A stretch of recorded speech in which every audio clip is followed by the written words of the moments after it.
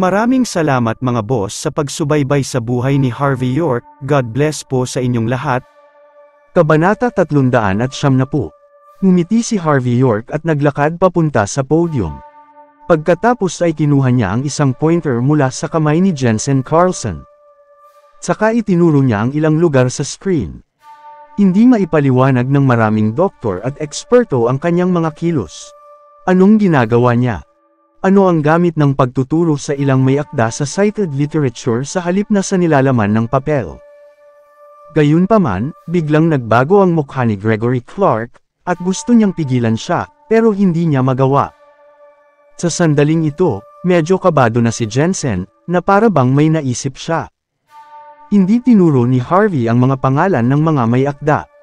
Sa halip, tinuro niya ang kanilang mga petsa ng kapanganakan at kamatayan. Sa sandaling ito, karamihan sa mga tao ay medyo nalilito. Ano ang mapapatunayan mo sa pagturo niyon? Magagawa pa ring ipaliwanag ang ilang problema kung ituturo ang mga pagkukulang at fraud sa papel. Subalit, ano ang ibig niyang sabihin sa pagturo sa mga iyon? Pinaparatangan ba niya si Jensen ng fraud dahil lang sa ang ilang may akda at may parehong petsa ng kapanganakan at kamatayan? Fraud. Kay laking biro. Sa sandaling ito, maraming tao ang tumingin kay Harvey na para bang nakatingin sila sa isang ongas at mangmang. Pakitang gilas ang taong ito. Sobrang nakakahiya siya. Hindi nila alam kung saan nanggaling ang baliw na ito. Talagang hindi niya alam kung nasaan siya nakatayo. Sa panahong ito, muling tumawa si Harvey at sinabi, "St. Clark, sinabi mo lang ngayon, kung piniki ang report at thesis na ito, itatakwil mo ang sinungaling na si Jensen, di ba?" Tila may naisip si Gregory. Hindi siya sigurado dito. Gayunpaman, dahil sa kanyang katayuan, tiyak na hindi niya kakainin ang kanyang mga salita, dahil hindi niya kayang mapahiya. Sa sandaling ito, tumitig siya kay Harvey at malamig na sinabi, "Oo, sasabihin ko ito ulit.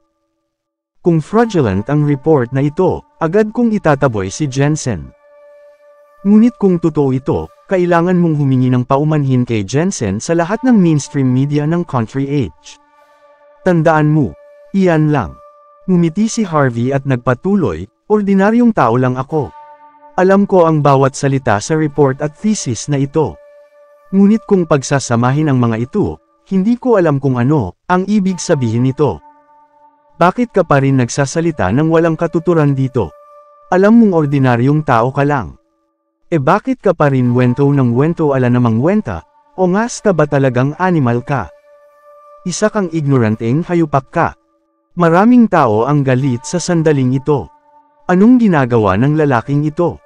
Baliw ba ito, o nagbabaliw-baliwan lang? Nanatiling mahinahon si Harvey.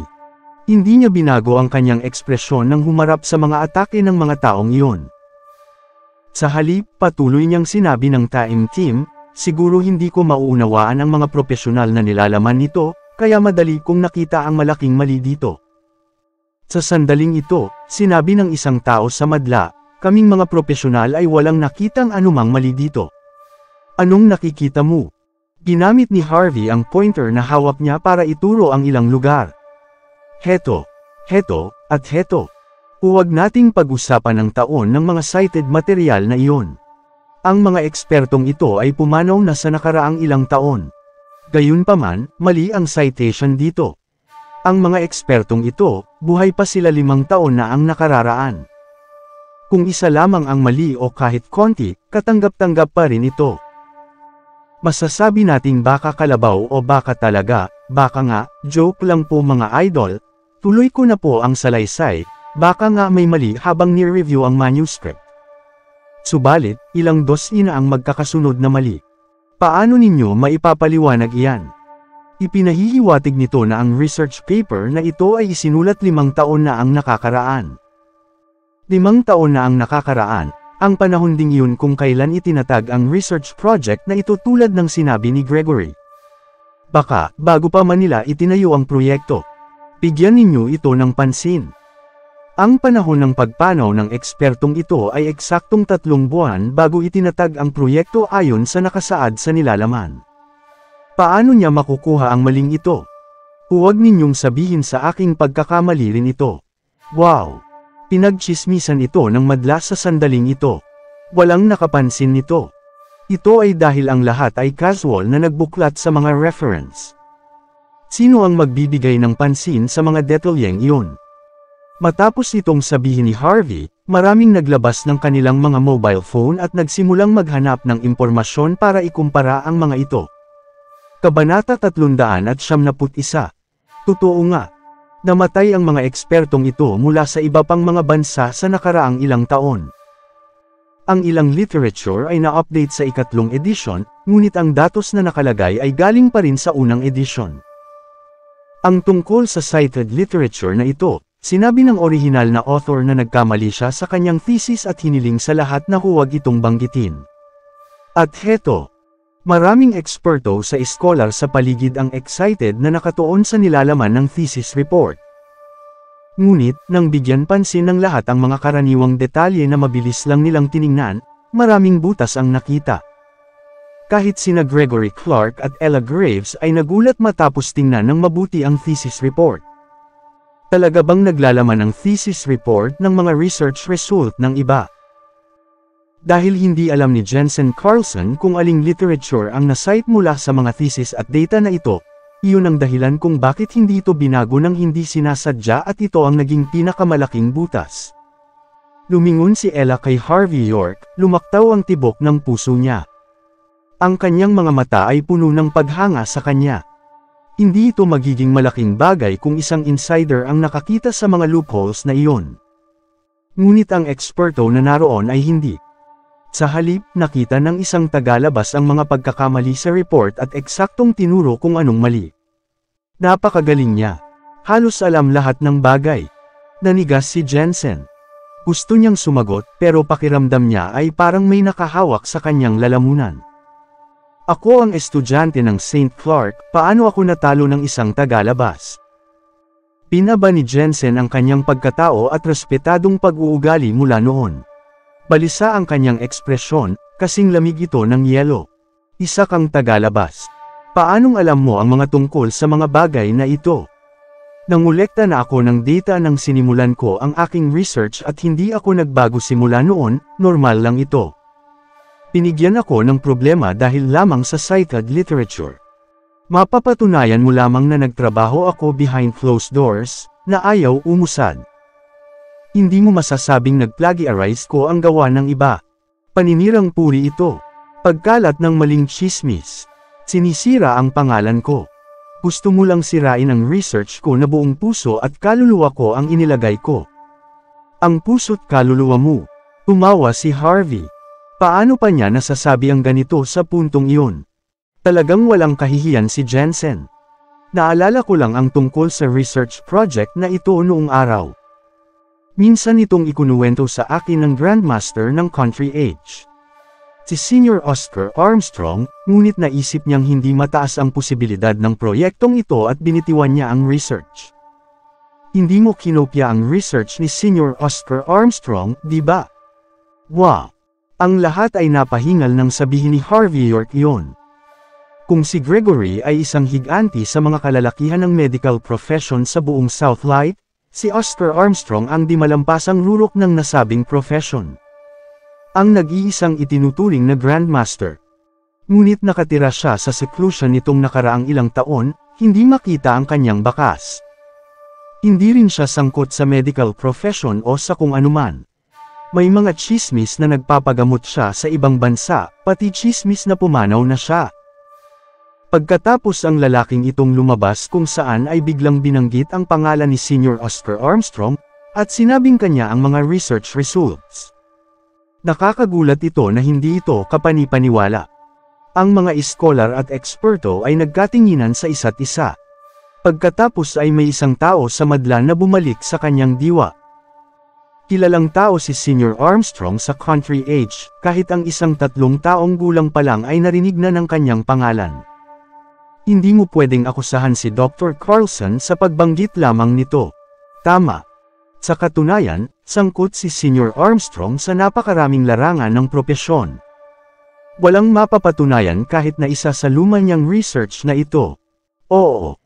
Hindi nakakuha si Senior Armstrong ng resulta sa nasabing research, pero nagawa ni Dr. Carlson. Ibig sabihin lamang nito ay dapat katakutan ang talento at kaalaman ni Dr. Carlson sa larangan ng medisina. Ano ang naiintindihan ng isang tagalabas na tulad mo? Hindi mo pwedeng basta na lang sasabihin ang mga bagay na tulad nito para sirain ang reputasyon ng isang tao. Naging berdeng parang damo ang mukha ni Jensen. Malamig niyang sinabi kay Harvey, "Harvey, tumigil ka na sa pagsasalita ng walang kakwenta-kwenta at walang katuturan. Walang sino man dito ang maniniwala sa iyo, kupal. Pinag-uusapan mo si Sr. Armstrong na parang personal mo siyang kilala. Aaminin ko, kung hindi ako nirekomenda ni Sr. Armstrong, hindi ako nakatayo rito ngayon mismo. Pero anong mahalaga doon? Pag-aaruga ito ng mga senior na ipinasa sa mga junior sa larangan ng medisina. Wala talagang kwenta ang paninirang puri mo sa akin gamit lamang ito. Isa kang mangmang na bugok." Kabanata 372. Napilitang ngumiti si Harvey York mga idol, at sinabi niya, isang Diyos si Oscar Armstrong sa mga lalaki. Kung binitawan niya ang research na akala niya ay hindi feasible, bakit kanya bibigyan ng pointers tungkol dito kalaunan? Pinahihiwatig mo bang sinubukan ni Sr. Armstrong na e-frame ka? Ikaw. Tinuro ni Jensen Carlson si Harvey, nanigas ang kanyang mukha. Tatawagan ko si Sr. Armstrong ngayon para patunayan na ikaw lang ang lumapastangan. Ano? Tatawagan si Sr. Armstrong ni Director Carlson. May phone number ni Sr. Armstrong si Director Carlson.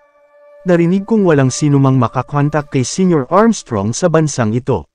Paano kaya ito magagawa ni Director Carlson? Kahit si Gregory Clark ay nagulat, hindi niya naisip na magkakaroon ng koneksyon ang kanyang estudyante kay Sr. Armstrong. At ang research project ay talagang ideya ni Sr. Armstrong. Salamat sa mga Diyos. Isa talagang pagpapala ang magkaroon ng estudyanteng katulad nito. Nang walang alinlangan, umubo si Gregory at sinabi, "Jensen, magsasabi ka ba ng mga walang katuturan sa isang tagalabas tulad niyan?" Usap-usapang nagpapagaling si Sr. Armstrong sa ibang bansa, marahil ay maaga pa doon. Hindi mabuting gambalain natin ang kanyang pagpapahinga. Tama. Narinig kong lumala ang katawan ni Sr. Armstrong nitong mga nakaraang taon. Mas mabuting huwag na natin siyang gambalain pa. Director Carlson, huwag kang padalos-dalos. Hindi makakabuti sa inyo kung gagambalain mo ang kanyang pagtulog. Umalangaw-ngaw ang mga tinig ng mga tao. Si Sr. Armstrong ay mahigit 88 taong gulang at nakatira sa ibang bansa. Talagang hindi tama ang tawagan siya sa sandaling iyon. Sa mga kalokohan ni Harvey, mas mabuti bang tratuhin ito ng ganito? Hindi siya galing sa medical field, paano niya makikilala si Sr. Armstrong? Nagayway ni Jensen ang kanyang kamay nang may nagyayelong ekspresyon at tumingin ng masama kay Harvey. Kung hindi ako tatawag ngayon, iisipin ng isang tao na talagang lumabag ako sa academic integrity. Huwag niyong subukang pigilan ako ngayon. Nilabas ni Jensen ang kanyang phone at nagdial ng isang numero, pagkatapos ay agad niyang pinakita sa mga tao ang screen ng kanyang phone. Ang pangalang, Oscar Armstrong, ay biglang lumitaw sa phone screen. Ang lahat ay nanginig matapos makita ito. May ilang medyo napaluha sa excitement. Si Sr. Armstrong. Hindi mabilang ang mga eksperto at iskolar na sambahin ang karakter na ito. Ang marinig ang kanyang tinig sa sandaling iyon ay isang biyaya sa buong buhay nila. Halos lumuhad na ang mga taong nakatingin kay Jensen. Napanatag si Jensen sa pagtingin sa mga taong hinahangaan siya. Ngunit ng ilang dosenang beses nang nagring ang kanyang tawag, bigla itong bumaba sa mga tut sa isang missed call. Mabilis na nanigas si Jensen, ngunit agad siyang bumalik sa kanyang diwa at ngumiti. Mga kasama, parang nagpapahinga ngayon si Sr. Armstrong. Kung ganun, huwag natin siyang abalahin ngayon. Tama. Isang kasalanan ang abalahin siya kapag nagpapahinga. Sapat ng katibayan na sinubukang tawagan ni Director Carlson si Sr. Armstrong sa harap ng lahat para talagang ginagawa mo ang mga bagay-bagay ng bukas at tuwid. Tama iyan. Naniniwala kami sa iyo Director Carlson. Huwag sana niyong gambalain ang senior. Naghiyawan ang mga eksperto at iskolar. Nang mabaling ang tingin nila kay Harvey, puno sila ng galit. Ang lalaking ito na nanggaling kung saan ay kinailangang gambalain ang pagtulog ni Sr. Armstrong, ang pagtulog ng Diyos ng medical field para sa maliit na bagay na ito. Hindi talaga siya mapapatawad. Natuwa ang mga tao na hindi nagising si Sr. Armstrong sa tawag. Kung hindi nila alam kung gaano nila katagal na iisipin ang partikular na bagay na ito. Nagpakita rin si Ella Graves ng bahagyang tensyon habang sinabi, "Harvey, hindi mo dapat pag-usapan si Sr. Armstrong. Masyadong mataas ang katayuan ng matandang iyon sa larangan ng medisina." Nakita ni Jensen na nag-aalala pa rin si Ella kay Harvey at nagalit. "Harvey, isa kang bulok na nilalang, wala ka bang patunay hanggang sa ngayon? Kung hindi mo ito maipakita, aba, ano pa ang dapat mong gawin dito? Sana naman ay maunawaan mo na dapat ay lumayas ka na dito." Sa sandaling ito mga idol, ngumiti lang ang ating bida. Ngumiti si Harvey at nilabas ang kanyang phone. "Tinawagan mo lang si Sr. Armstrong at di ka pinansin sa halip pinatayan ka pa ng phone, di ba? Ngayon, tatawagan ko siya para sa iyo." Habang nakatingin ang lahat, nilagay ni Harvey ang kanyang phone sa isang video call. Maraming salamat mga boss sa pagsubaybay sa buhay ni Harvey York. God bless po sa inyong lahat. Pa-subscribe mga boss sa aking channel Boss Mac. Salamat.